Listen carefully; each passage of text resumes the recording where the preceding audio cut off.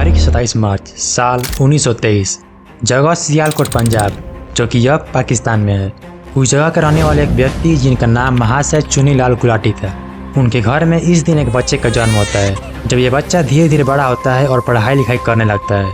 फिर साल 1933 में इस लड़के ने 5वीं क्लास तक पढ़ने के बाद पढ़ना लिखना छोड़ दिया, क्योंकि इनकी क्लास टीचर ने इन्हें पीट दिया था और इनके पढ़ाई लिखाई में मन भी नहीं लग रहा था। फिर इसके बाद इस लड़के ने सिर्फ 14 साल की उम्र में काम करना शुरू किया।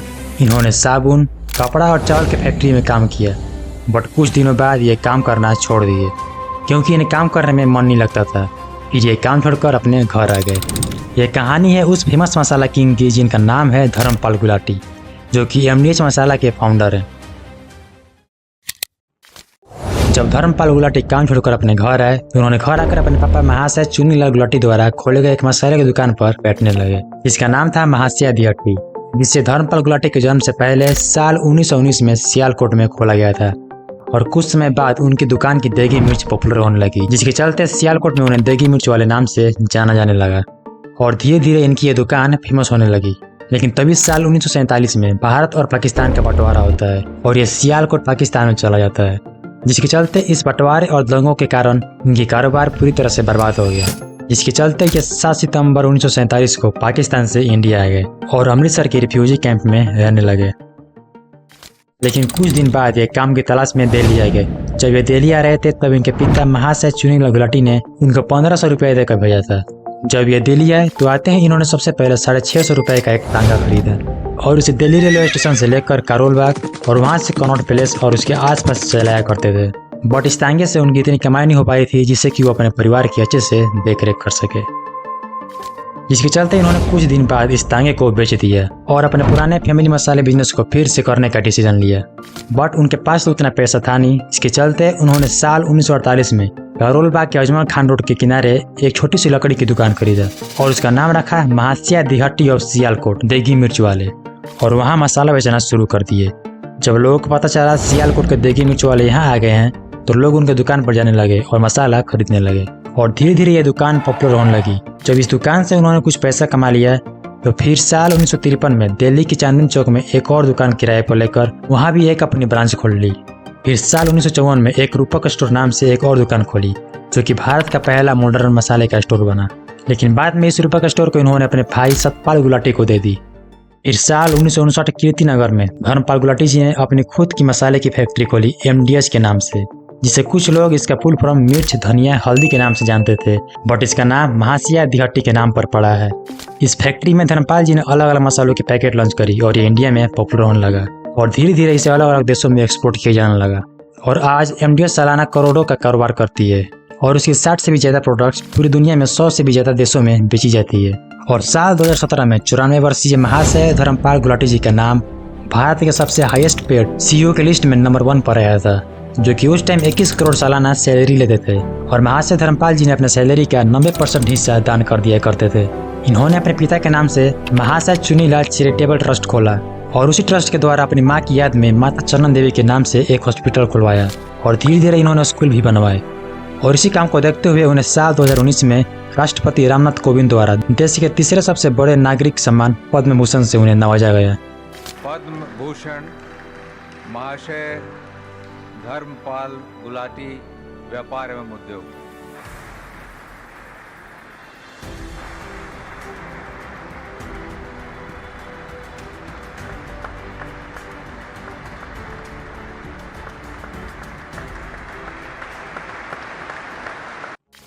और साल 2020 के नवंबर के महीनों में इनकी तबीयत खराब हो गई। इन्हें इन्हीं के हॉस्पिटल माता चरण देवी हॉस्पिटल में एडमिट कराया गया और 3 दिसंबर 2020 को 97 साल के महाशय धर्मपाल गुलाटी जी के सांसें टूट गई।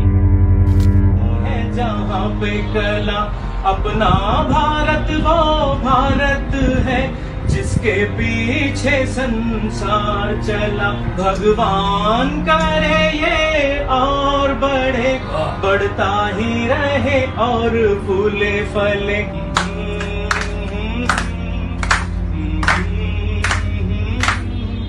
है प्रीत जहाँ की रीत सदा, मैं गीत वहाँ के गाता हूँ।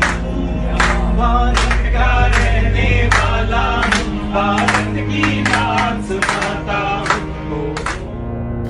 मसाला किंग कहलाने वाले दादाजी तो नहीं रहे, बट उनकी एमडीएच के टैगलाइन असली मसाले सच सच में ऐसी क्या खास बात है कि ये इतना यादगार है।